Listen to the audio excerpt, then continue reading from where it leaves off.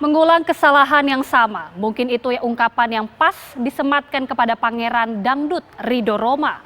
Baru saja bebas pada Januari 2020 karena kasus narkoba, tahun ini ia justru kembali terlibat. Ada apa dengan Ridho? Berikut kisahnya dalam Jejak Kasus, Ridho Roma tak jera konsumsi narkoba.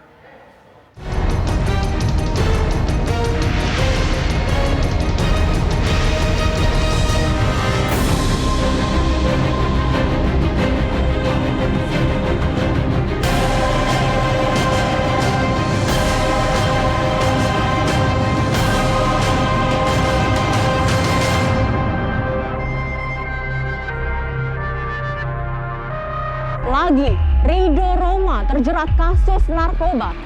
Anak sang Raja Dangdut Rhoma Irama ini seakan tak kapok terlibat barang haram untuk kesekian kalinya.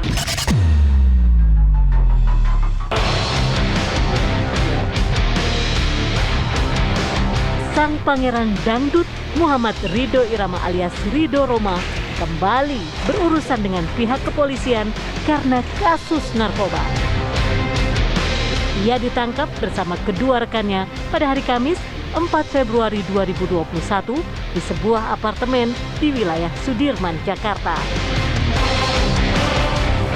Vokalis Sonet Tuben ini kedapatan memiliki narkoba jenis pil ekstasi sebanyak 3 butir. Berdasarkan tes urin yang dilakukan, Ridho Roma dinyatakan positif amfetamin dan metamfetamin.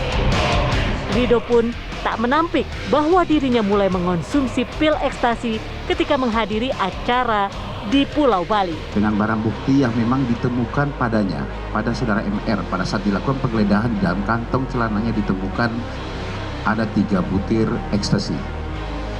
Untuk kedua rekannya itu negatif, sehingga kita jadikan saksi. Ini masih kita dalami. Hasil pendalaman pemeriksaan terhadap saudara MR, dia mengakui memang yang bersangkutan itu membeli kepada seseorang. Melalui apa? Melalui pesanan mereka kemudian diambil. Dia transfer sendiri kepada pelakunya.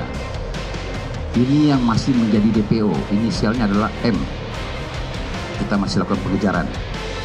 Makanya kemarin sempat ada jeda berapa hari kita masih mendalami terus dari mana barang haram ini dia beli.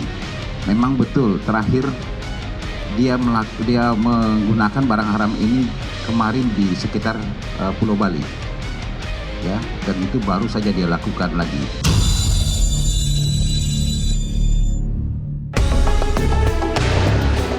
Pasca penangkapan, Rhoma Irama pun seolah tak percaya jika anak kesayangannya kembali terlibat kasus narkoba. Sampai akhirnya, Ridho menelpon langsung sang ayah dan menceritakan apa yang telah terjadi. Penyesalan yang dialami Ridho pun ia ungkapkan di hadapan awak media. Pelantun lagu Kerinduan ini bahkan berjanji untuk melawan adiksinya terhadap obat-obatan terlarang. Assalamualaikum warahmatullahi wabarakatuh. Saya ingin menyampaikan, saya memohon maaf atas kegagalan saya dalam berjuang melawan adiksi saya. Saya memohon maaf kepada yang terutama orang tua saya, Papa, Mama, kepada rekan-rekan kerja, kepada seluruh penggemar dan juga masyarakat Indonesia.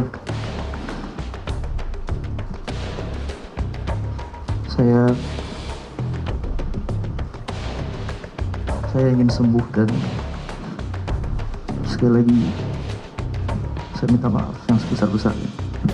Assalamualaikum. Keterlibatan Ridho Roma dalam kasus narkoba bukan kali pertama. Maret tahun 2017 lalu, ia pernah tertangkap polisi dengan barang bukti berupa sabu dan alat hisapnya. Kemudian, Ridho pun menjalani sidang kasus narkoba di Pengadilan Jakarta Barat dengan tuntutan 2 tahun tahun penjara.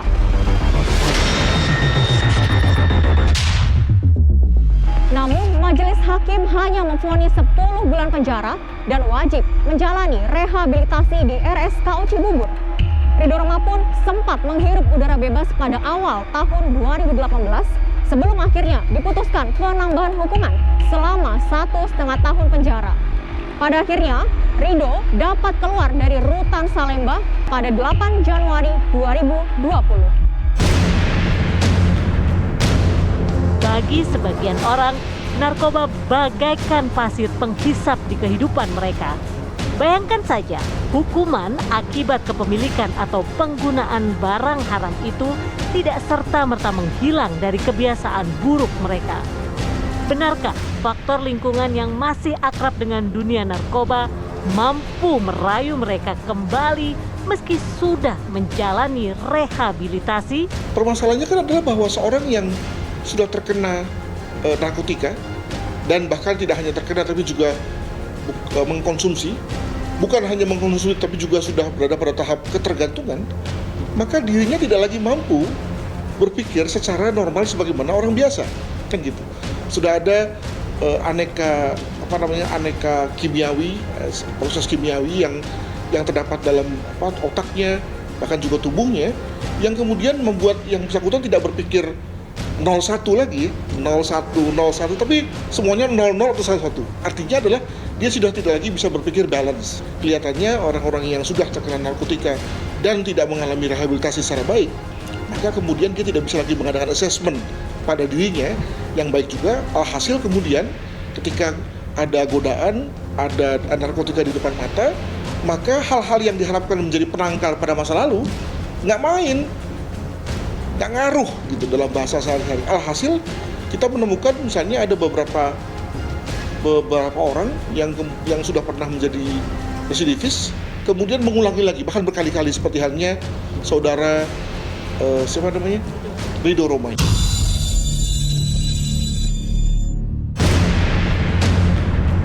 Kini, untuk kedua kalinya, Ridho Roma harus pasrah menghadapi masalahnya di hadapan hukum. Ia bahkan terancam terkena pasal 112 dan 127 Undang-Undang Nomor 35 Tahun 2009 tentang narkotika dengan ancaman 4 hingga 12 tahun penjara.